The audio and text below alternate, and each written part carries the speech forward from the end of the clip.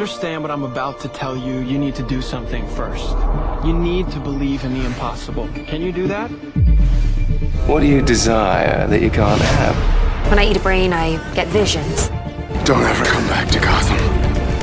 You have failed this city. Jesus, what kind of a preacher are you? There's about a dozen ways that I could stop you right now. But I don't think I have to. Because where I'm from, your grandson becomes the greatest hero in the universe. Now you should at least give a brother a moment to say something heroically clever. In the future, my friends may not be heroes, but if we succeed, they will be remembered as legends. Welcome to the DC TV report for the week ending Saturday, December 22nd, 2018. I'm Edward O'Hare, nickname to be determined. And I'm Sarah Netzley, academic by day, freelance writer by night. We're here to bring you recaps, news, and commentary for all live-action television shows based on DC Comics. And we have one new episode for you. It is a season finale, and because it is the Christmas season, we have a gift for you, and that is a retro pick. Yay! Yeah. So this was a finale. You know, this is the big topper to the end of the year, and I think we should just say this up front. This is, even though we have 1 week left, this is going to be our last regular episode of 2018. Pause for everybody to weep. Pause for the no. Yes. No, but don't worry. Next week we will be putting out our review of Aquaman, which we've both seen, and we're excited to talk about that. But Sarah, we've had some well-wishers. Oh, really? Yes, through Twitter, people have been sending us some holiday messages, holiday greetings. First up, I'll point out, this is from @Molly2910. She says, "I'll take a thumbs up, sending Christmas wishes from New Zealand. Have a safe and wonderful holiday break, Ed and Sarah." Thank you. And @Bauer Fett, he suggests, since Ed does not know Hallmark movies are a thing, I think he should sit down and watch the DC Ladies of Hallmark crossover event with Nyssa, Alex, Caitlin, and many others are all here to save Christmas. I will say, I did watch one with Nyssa recently that was delightful, and it's weird to see her not kicking dudes in the face. Sorry. Yes, yeah. Also, one other @CautiousAmber, and I thought this was really sweet. She says, "I feel like I have to say in response to the latest episode, I'm 100% one of those people that only started listening for one show, which was Titans, but I always listen to the full episode because y'all are so entertaining, and I love to hear your thoughts on everything." And then she later tweeted out, "If anything, listening to Legends of Tomorrow summaries is an absolute delight." That's all the Christmas gift I need this year. That's so nice. Yes. I'm also really interested that she started listening for Titans. I feel like that's the show that probably has the lowest viewership among people who listen to us, just because it is so hard to get. You know, you have to make the proactive step of subscribing. So I think it's great that she's a Titans viewer and a Titans fan, and listens to us. And hey, if I can convert you into a Legends of Tomorrow watcher, my job here will be done. So consider it. Yes, most certainly. And I do also want to point out, I got a gift in the mail yesterday from you, Sarah.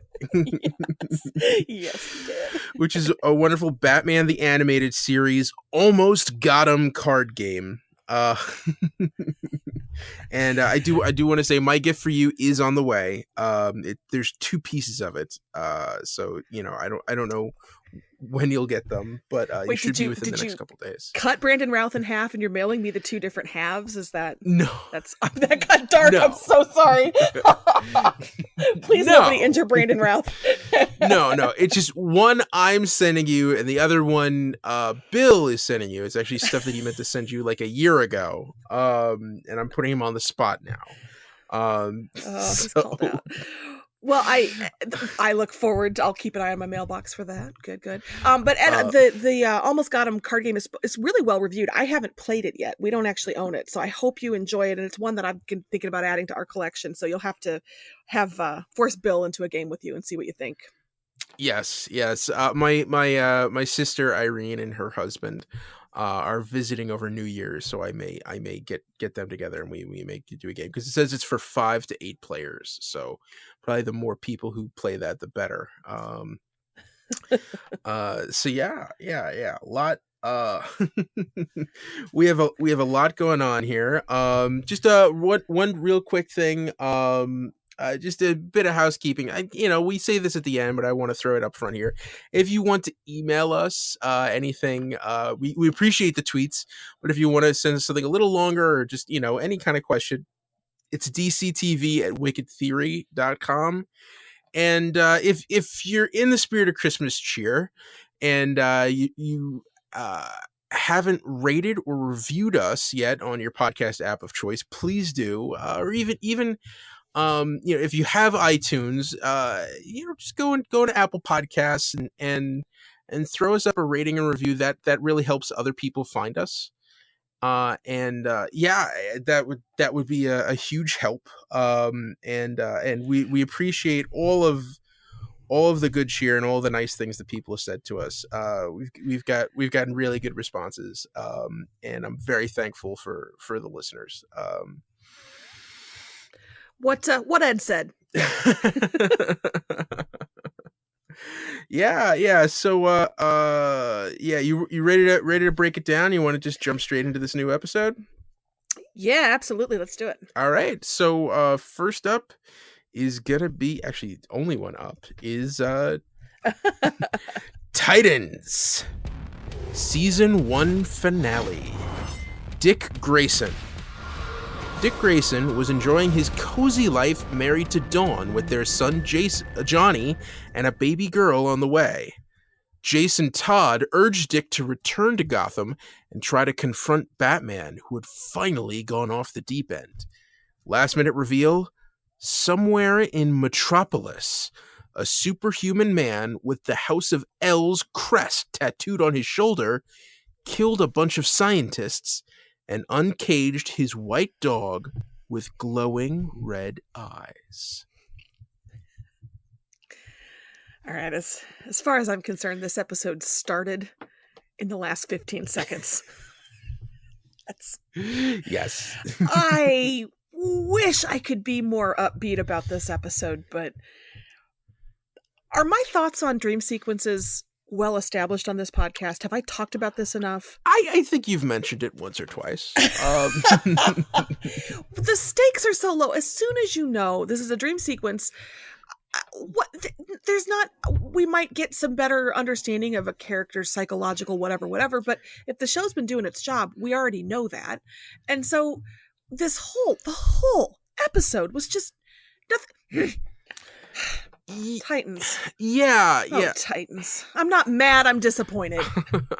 Yeah, I'm just surprised, especially because, it's 46 minutes. You could have gone an hour. You could have tacked on another, something at the end just to see them going up against Trigon. I think it was an odd choice for a finale. And at Bauer, yes, at Bauerfed tweeted at us 10 great episodes of Titans, and the 11th, while great in its own way, it brought zero resolution to the season. While a good cliffhanger and preview, it feels like there should be 2 to 4 more episodes to the season. Go Crypto.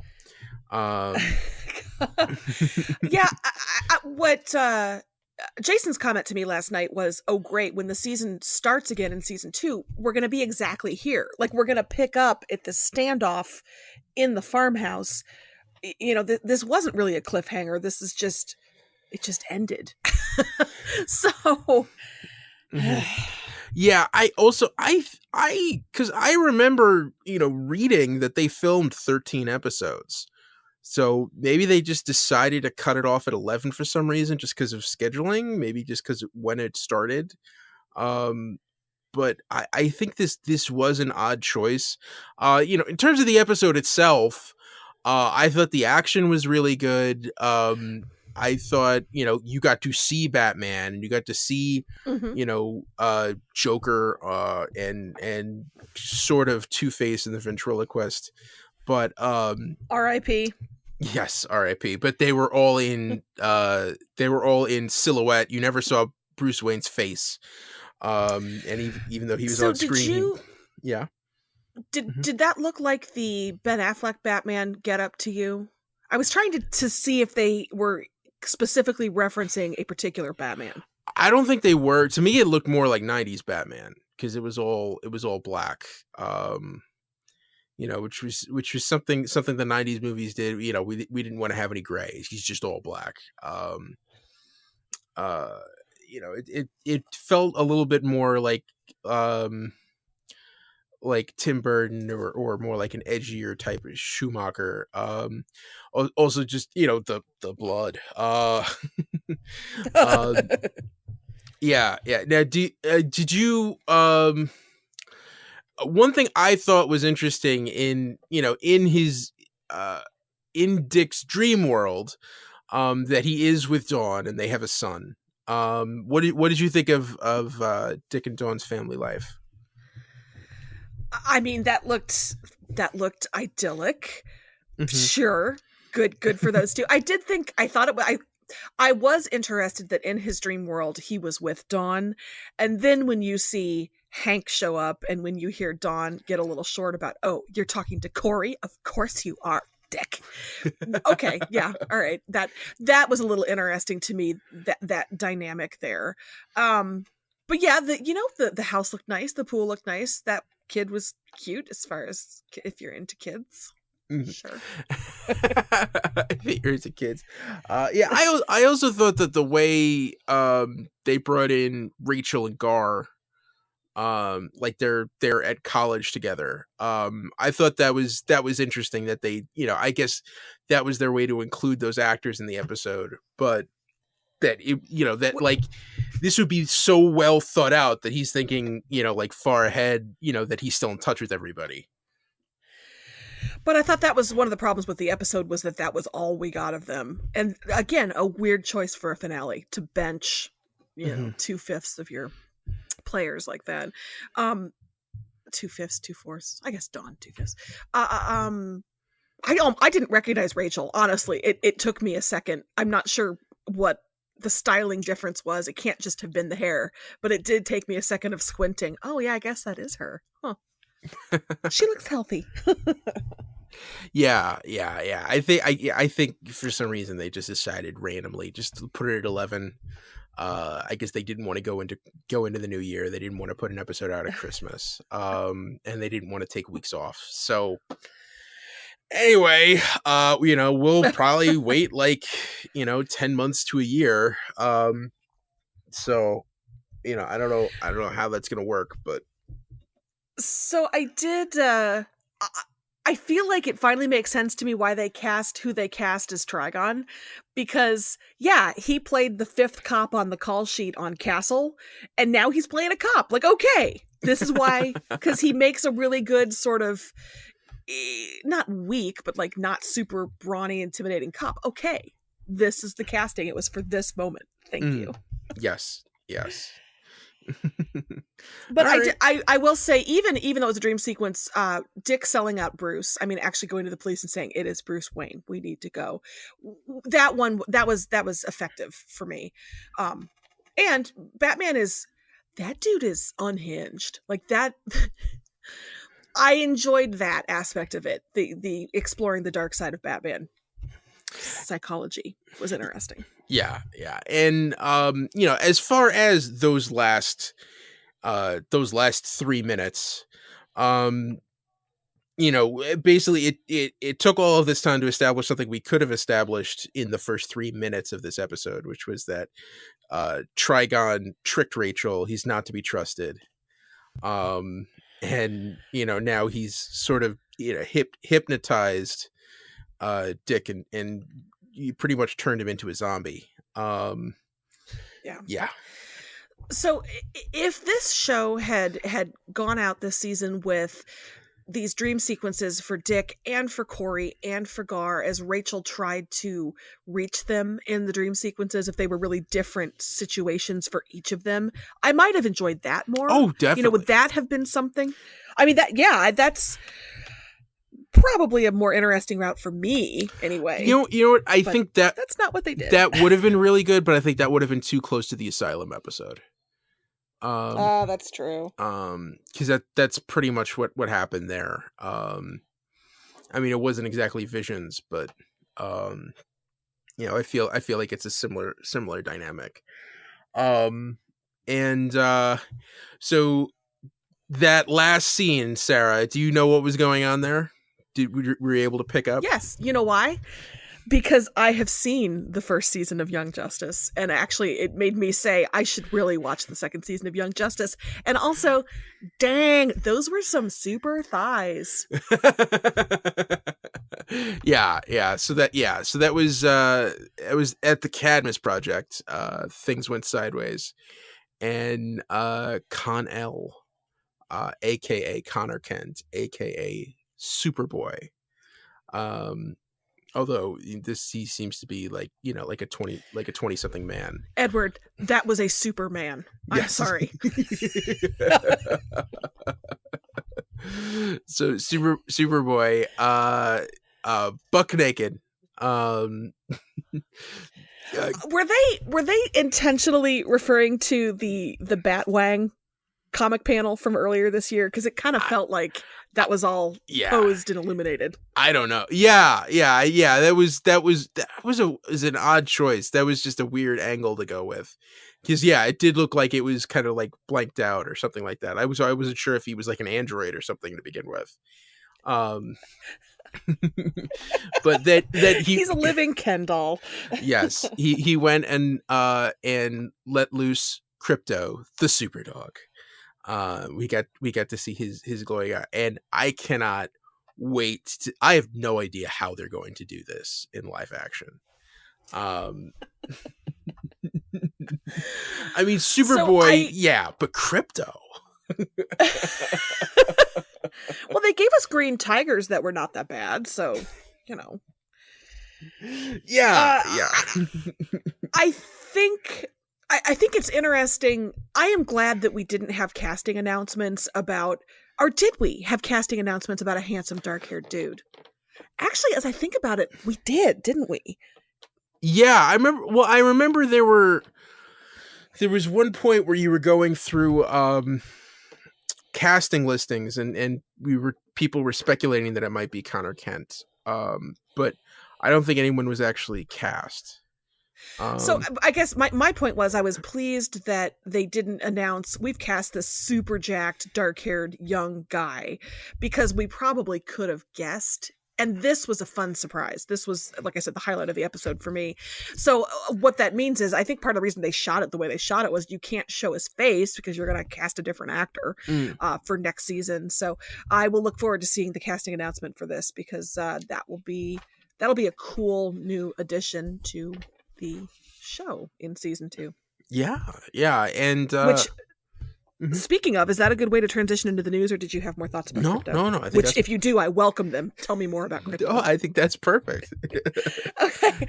So the only news we have for Krypton this week is that season 2 reportedly is going to start filming in February, which is really soon, I think. Mm-hmm. Yeah, definitely. Especially if they're looking for another November, December premiere. That just feels really early. Mm-hmm. Yeah. I would. Well, maybe not. It depends. It depends. I mean, I think Stargirl is premiering in August. I think it depends on whether or not they want to have a live action show run concurrently with an animated show. They may throw it up in October when Harley Quinn is running, or maybe they'll wait till January. I don't know. But I mean, if they keep expanding out these shows, eventually they're gonna they're gonna have to do 2 at once or something. I guess it depends. But yeah, you're right. It is early, but You know, Jeff Johns, I bet you he had those episodes written like 2 years ago. 2 years? Try like 22 years. Yeah. I'm ready. But yeah, I'm excited. I mean, this episode may not have been great, but I think this show overall is so strong. And you know, I can't wait to get back in the saddle and see where they're going with it. I think that's why I was so frustrated with this episode, because the show had a slightly slower start the first couple episodes, and then the middle episodes were fantastic, I thought. And then this ending, I was more disappointed with this ending because those middle episodes had been so good. Yeah. Yeah, I agree. We're in agreement. Do you concur? I concur. I concur, sir. I concur. Did we just quote Catch Me If You Can? Yes, Is that what we just did? Yes, you did. Okay. All right. I concur. All right. So that's the news. And I think we're strolling right along into news for other shows. Oh, and this is going to be fast. Buckle up, everybody. There is not much going on because we have all settled down for our long winter's naps. News. So The Flash. This is not about the show, but Grant Gustin is married. He got married to L.A. Toma this past week, and they posted pictures on all the appropriate social media outlets, and they looked lovely and happy, and best wishes to Grant and his bride. Congratulations. That's nice. Yeah. Was it a big wedding? Was it I got the sense I didn't get the sense that a lot of his Flash castmates were there, but Melissa Benoist was there with Chris Wood, Mon-El, so Caramel was at his wedding. Which is kind of adorable. But I thought that was kind of interesting that it was that actor pair, but not, I mean, you didn't hear about like Candace Patton being there, you know, anything like that. So but no, it looked like it was pretty small. Okay. All right. Cool. All right. Yeah. All right. Yeah, that's what we got on the flats. That's all we have for any of those CW shows. Oh, wow. Moving on to, I know, Gotham. Okay. We have a big old trailer for the upcoming final season. Ed, your thoughts on the trailer? Oh, I feel like I've seen the whole season already. This was like 4 minutes, lot of footage, so many storylines. I don't know how they're going to do this in 10 episodes, but I mean, they blew it out to 13, didn't they? Oh, 12. You're right. 12. But still, I mean, the point stands. That's a lot of ground to cover. Yeah. So you got No Man's Land. You've got Jeremiah, who's pretty much in straight up Joker makeup and costume, like all the way out there. You've got Riddler running around, Penguin's out there, and you've got Jim trying to take back the city from No Man's Land, and you know, and bring in, and then Bruce is out there in his black trench coat fighting. So it looks like something happens to Selena where she gets powered. Poison Ivy shows up. Mad Hatter. Yeah, and Barb. There's, oh my god, and also Penguin fighting Tabitha, who's hell bent on getting revenge for killing Butch. Like, yeah. There's so many storylines, so many places that we're gonna go. Yeah, it's exciting. It's exciting. Most importantly, did I see that Penguin gets a dog? I think yes. Yeah, I did see that too. Yeah. It was called Edward. You named your dog after me? Yes. So we have a cat named Kevin, and I work with a guy named Kevin, and it was only later that I realized that might be weird for human Kevin that I have a cat Kevin. And I had to be like, it was for Chris Hemsworth character in Ghostbusters. I'm sorry if that's weird. I didn't. So Kevin, if you're listening, cat or human, I'm sorry. I mean, he was the best part of that movie. I hate to say it, but yeah, well, him and Kate McCann.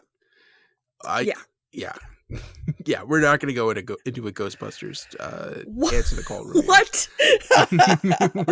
we're not going to water it there. Okay, but Kate McKinnon forever. Okay, continuing.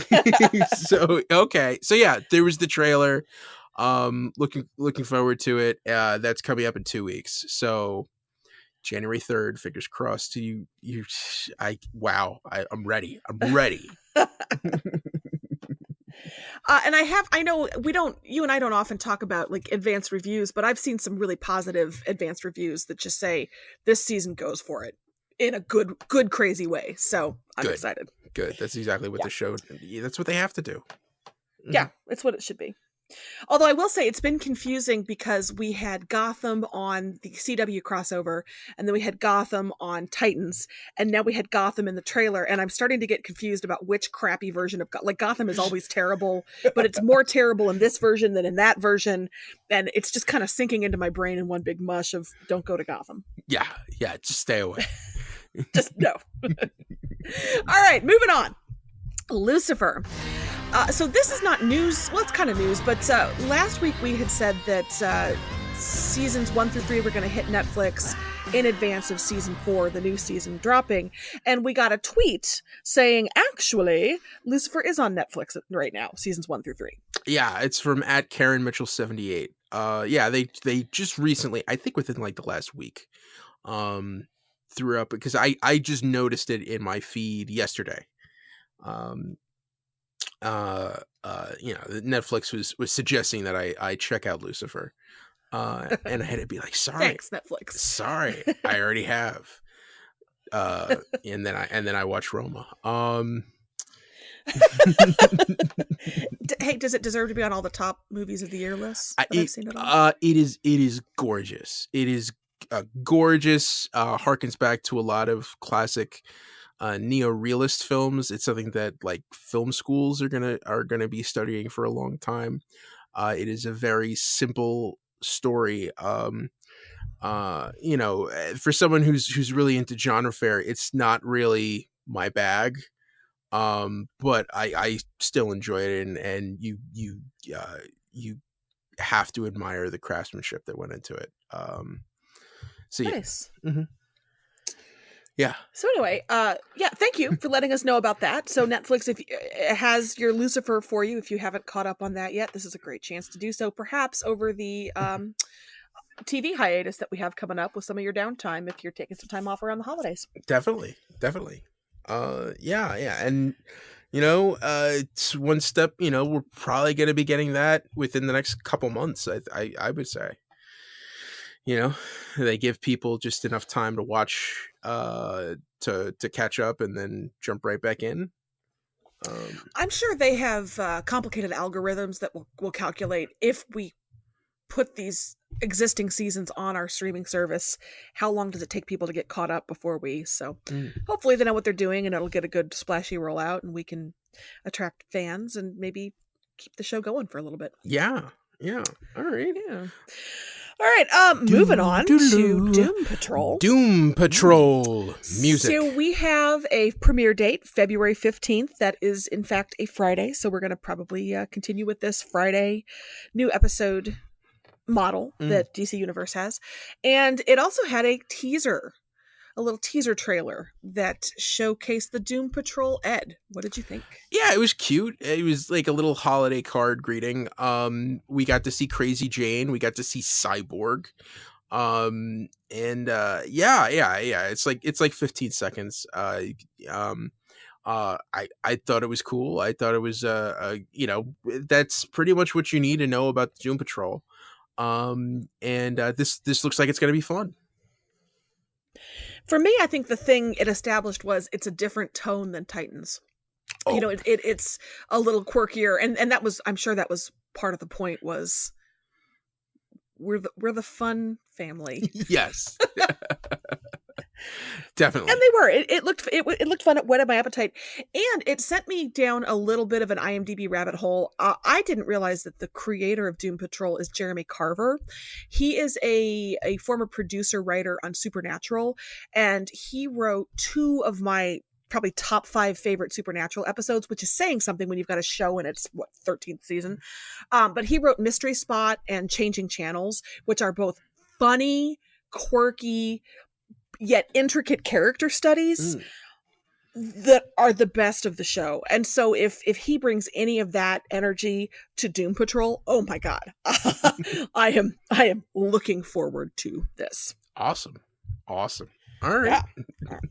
All right, couple more DC Universe shows to talk about. Next is Swamp Thing. Swamp Thing. James music. Wan did an interview with Bloody Disgusting, said that the show is going to be respectful to the source material, particularly Alan Moore's source material, and he's looking forward to the creature creation, and he's looking forward to the design and the visual elements of the creatures. That, of course, the main creature they're going to be creating for the show is Swamp Thing himself, but there are going to be others as well. So that sounds exciting. Yeah, I'm interested to see how they balance out CG versus practical effects, because I think there's kind of like there's a way you could do a lot of these types of creatures with more practical effects that I think would be scarier. I just always find that stuff has a much better shelf life than CG, but we'll see. Yeah, I would love to see good practical effects. I'm with you. I think those.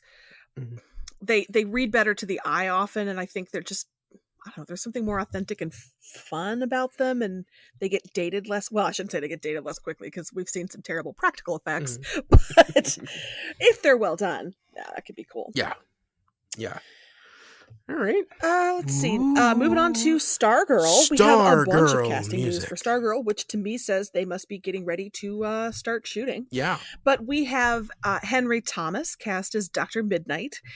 In the interest of grammar, I have to point out Midnight is MID-NITE, and every part of that hurts me.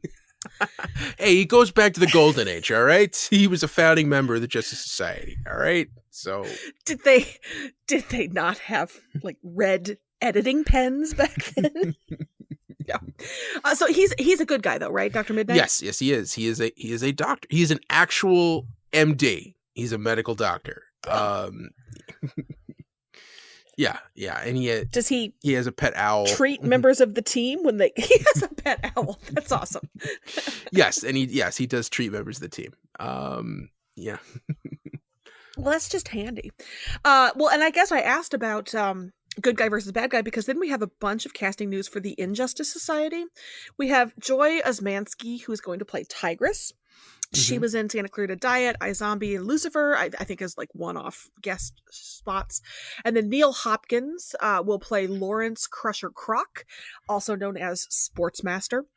And Nelson Lee will be playing Dragon King.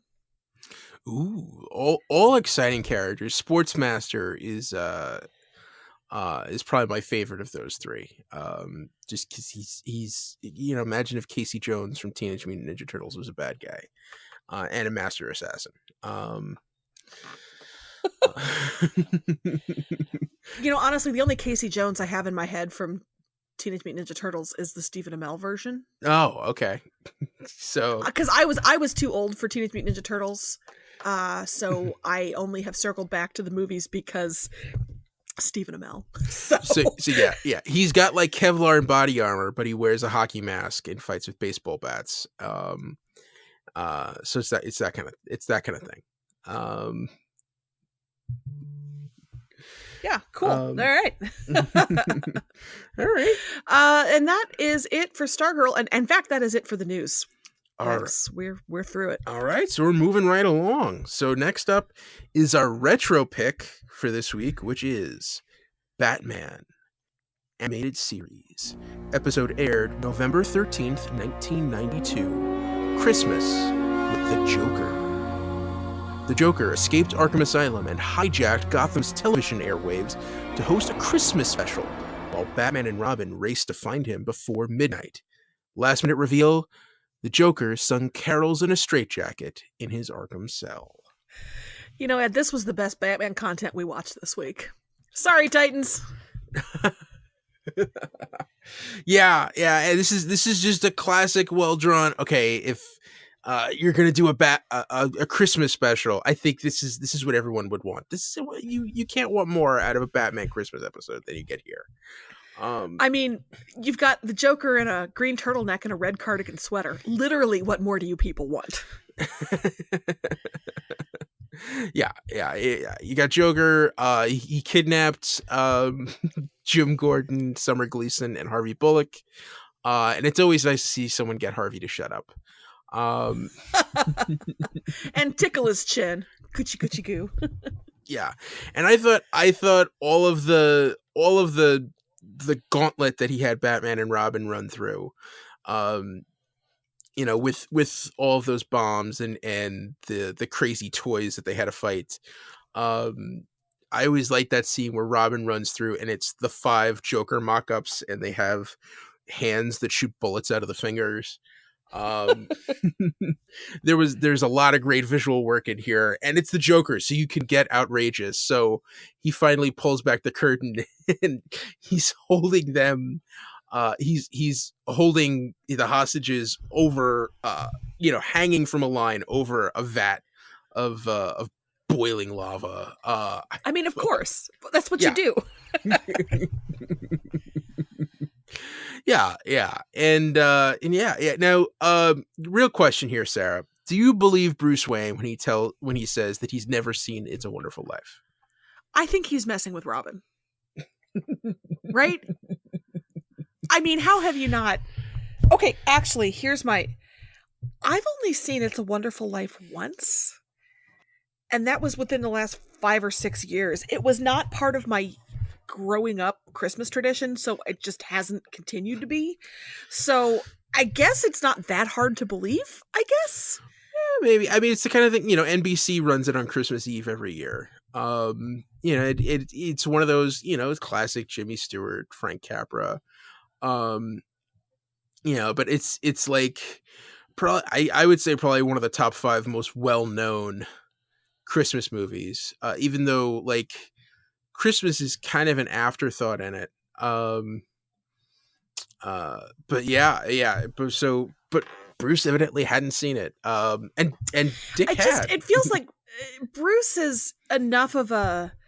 I mean, actually, my notes from this episode are Bruce Wayne was Google before Google was Google. and so, because he was just, that toy factory, yes. So I feel like he's just a guy who collects information. So you would see the classic Christmas movies, right? You would that would be part of your education, is to see what informs the culture, I would think.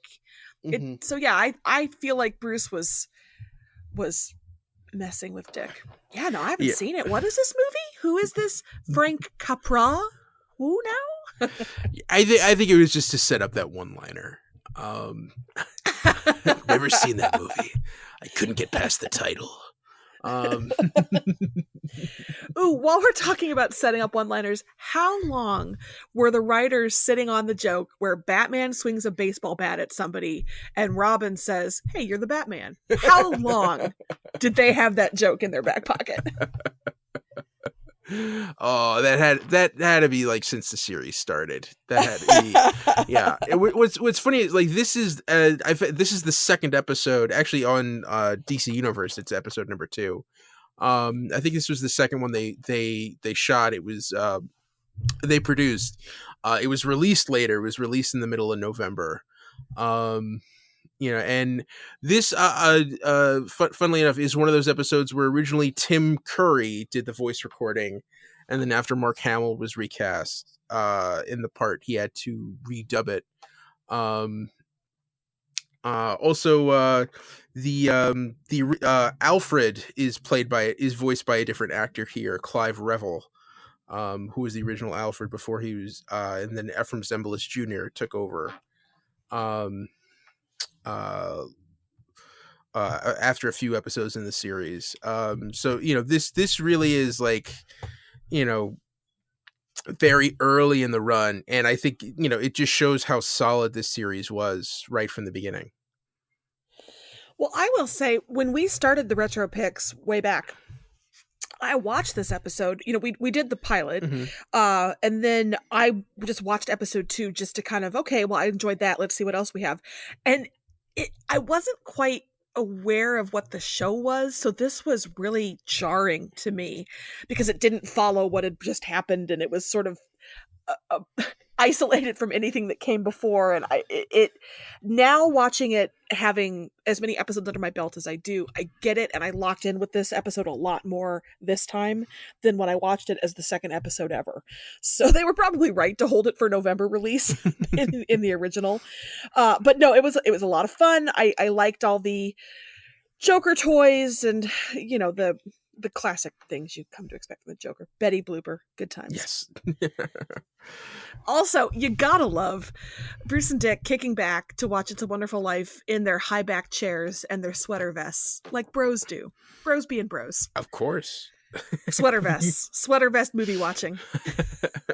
I want that screening room. I think that the TV's enormous.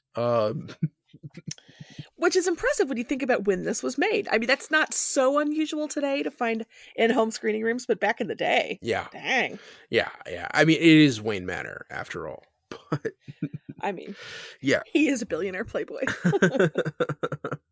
So yeah. I think is there anything more you wanted to say about the episode? I think all Christmases should end with the Joker in a straight jacket singing Christmas carols to you. That's exactly. Yeah, lovely. All right. So that brings us to the end. Which now, again, next week we're going to be doing Aquaman, but 2 weeks from now, Gotham comes back, and that's the only episode. So we're going to do another retro pick, and it's going to be Batman the Animated Series. Sarah, are you ready to hear what that episode's going to be? Ooh, yes. Yes. So this is, if you're watching on DC Universe, it's season 1 episodes. It's a two-parter. Episodes 32 and 33. And they are Robin's Reckoning, parts 1 and 2. Well, that sounds serious. Yeah. Robin's Reckoning. And I won't say anything else. Just that I think it's going to be kind of timely, considering what we've been discussing this year. Okay. All right. And now we have our winners for the week. Sarah, you want to go first, or do you want me to go first? I can go first. Yeah. Would you mind? Yeah. So I mean, the retro pick, it was so good, and the Titans episode was kind of disappointing, but I do like to go with the new shows. So I'm going to pick my favorite part, which was Growly, Johnny's pet stuffed animal. When Dick found Growly packed up in his suitcase, and just that moment where he looked at him and says, "You want to get out of here?" Just had him nod. I thought that was really cute and funny. And seemed to be the only positive thing that happened the entire episode. It was a real downer. This is why I don't have a winner of the week, because I didn't enjoy Titans.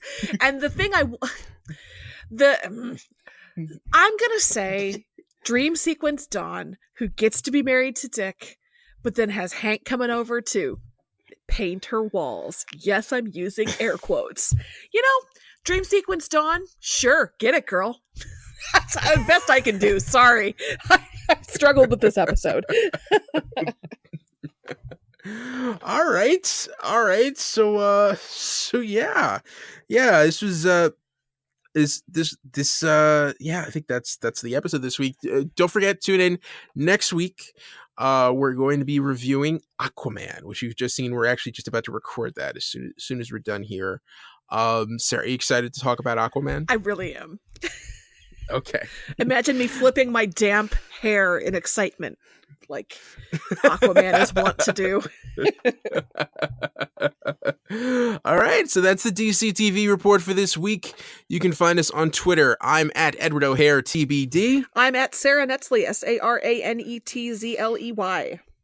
And send along your emails to dctv@wickedtheory.com.